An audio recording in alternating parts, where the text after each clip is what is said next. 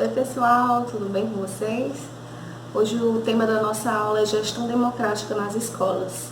No nosso encontro passado, nós pincelamos um pouco sobre o que se trata a gestão democrática, mas hoje nós vamos aprofundar mais sobre isso. Vou mostrar para vocês alguns exemplos na prática de escolas que já vêm adotando esse formato e como cada uma delas se organiza. Nós vamos ver o lado positivo e alguns pontos de atenção que a gente precisa observar ao inserir um modelo de gestão democrático dentro da escola. Inclusive levando em consideração a importância e o papel de cada personagem dentro desse processo. Vale lembrarmos também sobre o conceito de gestão educacional e gestão escolar. A gestão educacional ela é a nível nacional, em que ela é responsável pela organização dos nossos sistemas a nível federal, estaduais e municipais. Dentro dessa organização, nós seguimos a seguinte divisão, em que cabe aos estados, Distrito Federal e municípios a responsabilidade da educação básica nacional, sendo que a obrigatoriedade do ensino médio é dos estados e do Distrito Federal e do ensino infantil é responsabilidade dos municípios. Já a gestão escolar, diferente da gestão educacional, é algo mais individual. Digamos que é a gestão de cada unidade de ensino. As unidades de ensino, elas têm autonomia desde 1996, com base na Lei de Diretrizes Bases da Educação Nacional, a LDB, em que dá o direito com que cada instituição procure a forma de como organizar o seu processo de gestão. E essa autonomia, ela valoriza bastante o aspecto como se desenvolve a atividade dentro e fora da unidade escolar. Um ponto que a gente pode observar de positivo nessa autonomia é que a escola ela consegue adequar suas atividades de acordo com a realidade que ela vive e de acordo com a realidade da clientela que ela atende. A gestão democrática nada mais é do que uma gestão participativa, em que dá voz aos personagens que fazem parte desse cenário.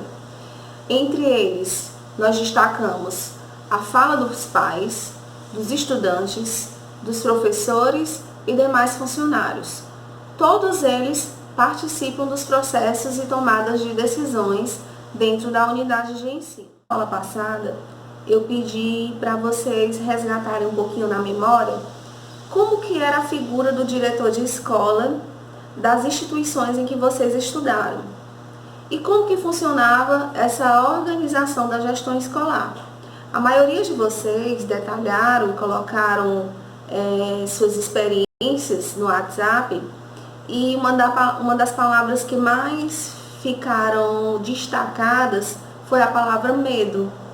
Então, a posição do diretor no formato que se configurava a gestão escolar antigamente era o chamado gestor autocrático, em que o seu modelo de gestão ele toma como base uma posição vertical, ou seja, as ordens elas são demandadas de cima para baixo, como também as tomadas de decisões elas ocorrem seguindo a mesma sequência. Alguns gestores enxergam esse modelo de gestão um modelo eficiente, porque ele consegue fazer com que as demandas tenham ordem. Porém, existe o lado negativo desse modelo. E um deles é que ele acaba afastando os pais da instituição e também não consegue ganhar um engajamento dos professores no processo educacional. Como também os estudantes acabam tendo a visão que nós tínhamos lá no nosso tempo de escola. O modelo de gestão que mais se adequa aos dias de hoje é a gestão democrática. Primeiro porque ela é uma gestão participativa, então todas as pessoas que estão inseridas no meio educacional, elas têm voz e vez para contribuir nas decisões e nas indicações de soluções. Uma coisa muito interessante que a gente pode destacar é que esse modelo garante uma gestão horizontal, ou seja, as pessoas elas têm autonomia de resolver alguns pequenos processos dentro do cotidiano da realidade escolar. O que acontecia há alguns anos atrás é que algumas tomadas de decisões eram feitas somente com a direção da escola. E hoje a gente já consegue perceber que existem outros personagens que dão andamento a alguns processos que antes era gerada uma burocracia e nem os pais e nem os estudantes conseguiam ter um fácil acesso às informações. Segundo Araújo, para que eu considere um modelo de gestão como democrático, eu preciso perceber 4 elementos dentro desse processo. O primeiro deles é a participação. Então, eu não tenho como considerar um modelo de gestão democrático se não existe a participação de todos dentro desse processo. Todos precisam participar. A autonomia ela não pode estar centralizada apenas ao tomador de decisões, ou seja, a direção da escola. Outro elemento que a gente precisa levar em consideração é o pluralismo. Cada pessoa ela pode contribuir sim com uma ideia, com uma visibilidade que talvez o gestor não foi capaz de observar, mas que outros funcionários conseguiram perceber. Então é preciso levar em consideração principalmente quem está lá na ponta do processo educacional, para que assim eu consiga considerar essas informações e traçar estratégias com o objetivo de sanar esses problemas.